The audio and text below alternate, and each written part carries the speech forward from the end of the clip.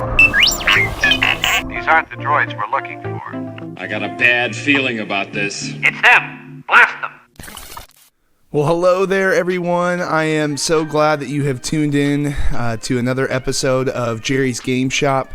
Today, I have a Tactics Talk video for you, and I promise you, Colton is back on the next one. He already has. We're going to have 2 back-to-back Tactics Talk videos for you, trying to get caught up on those Tactics Talk episodes. So really excited for that. Before we go any further, I have a bounty that you can claim if you fly yourself to Dallas, or you already live in the Dallas area and you beat this man right here on my hand. I need someone to go out and beat the one and only Reagan. Reagan is the guy who runs. He's going to be a part of running Invader League. He's also going to be running the Big D tournament. It's a great tournament out in the Dallas area that you should definitely go and check out. I will leave a link to the tournament below. That tournament is May 31st through June 1st. So make sure that if you're in the area or not in the area, that you make plans to be in the area for that tournament. Now, funny story, why is there a bounty on Reagan's head, you might ask? Well, Reagan single-handedly took down Jerry's Game Shop today by beating me first round in our tournament, and then Colton in the second round of our local tournament. He and some Texas guys came up and slapped us around a little bit, and so now we're angry and we have placed a bounty on Reagan's head. If you beat Reagan, Reagan has instructions to send me the very next person who beats him, and I will ship you for free one of our token trays. And you can see the token tray picture here on your screen now. And if you beat Reagan, it's all yours. I'll send it to you.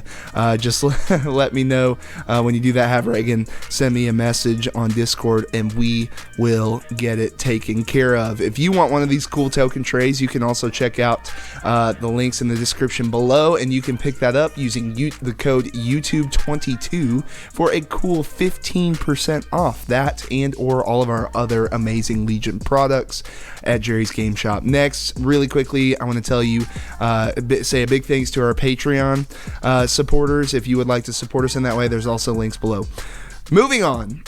Nevertheless, today we are talking about, as you've seen on the title, we are talking about the top 5 mistakes that new Legion players make, or just new players to 2.6. And we're going to go over some of those, what I've kind of observed in newer players, or just people not used to the transition into 2.6 quite yet.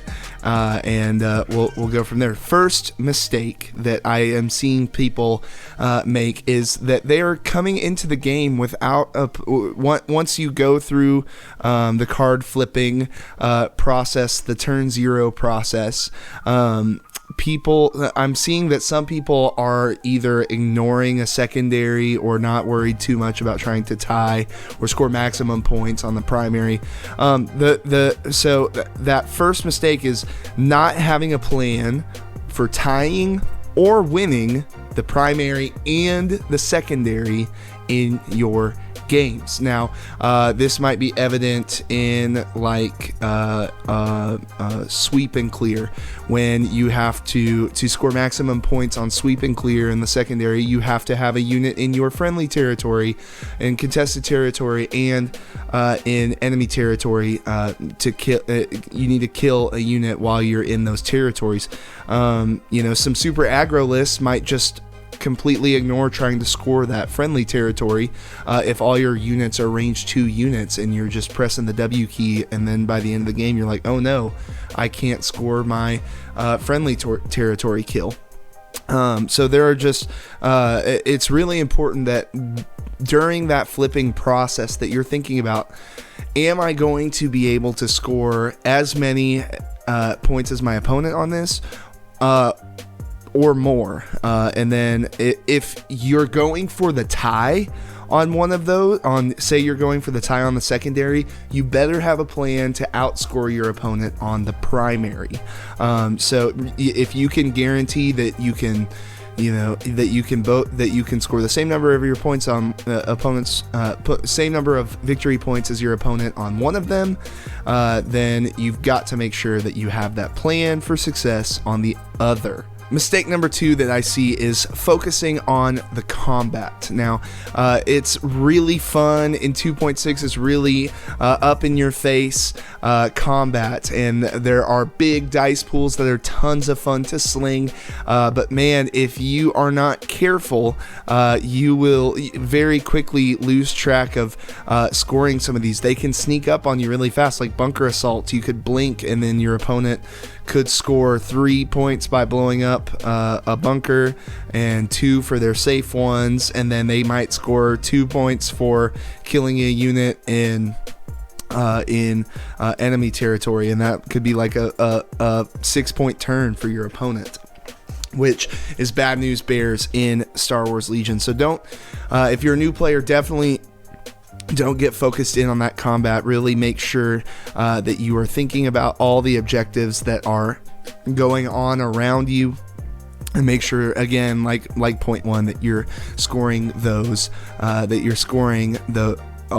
many points as your opponent or more, and that you have a plan to outscore them on those objectives. Number 3, the third biggest mistake that I see new players making is by overextending a unit, or maybe making a bad trade. What I mean by trade is that if you know that you could maybe kill a unit if you moved up and then shot that unit, but you know that unit is probably going to die as a result of that, make sure that is a worthy trade.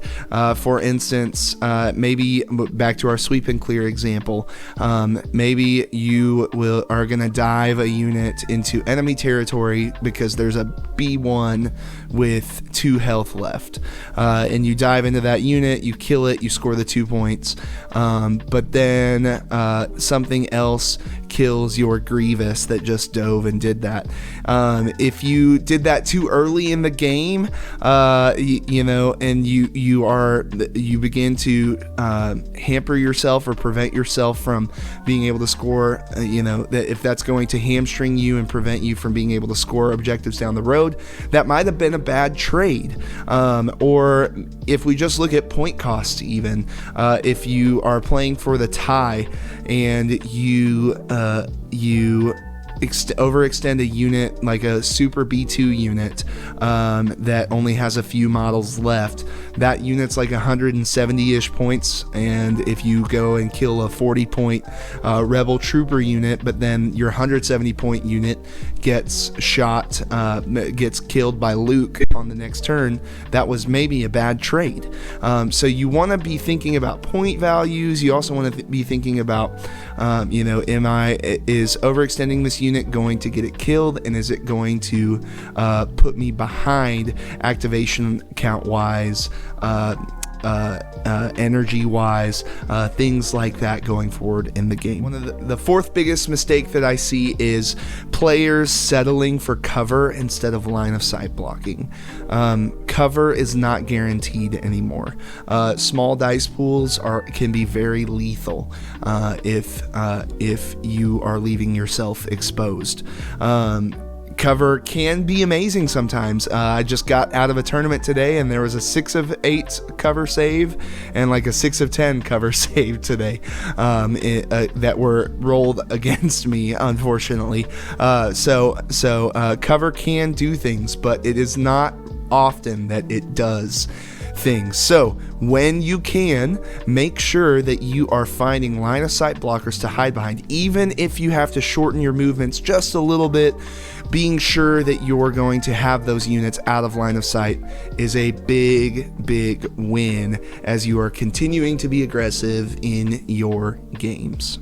The last mistake that we'll talk about, the number 5 mistake, really could be its own video on its own, is ignoring unit synergies. Your units have point costs that take into effect the synergies that they have. Clones clones should be sharing lots of tokens. If you're not playing clones close enough to share tokens, or you're just choosing not to share tokens, you are leaving so much on the table. Synergies could also just be units that maybe the keywords don't necessarily work together, but like units that just go well together. Anything with Exemplar is it has synergy with other units. Grievous has really good synergy with B2s because of his Ruthless command card, his 2-pip, because your B2s, if they don't have a wound, can take a wound to perform a free action, and it not affect their dice pool going forward because they're 2 wounds each. Grievous also has some synergy, or it has good synergy with Magna Guards because of keywords like Entourage, that allows him to take a 4th unit of Magna Guards and issue them an order for free. So there's some synergy there. So you can look to keywords, things like that.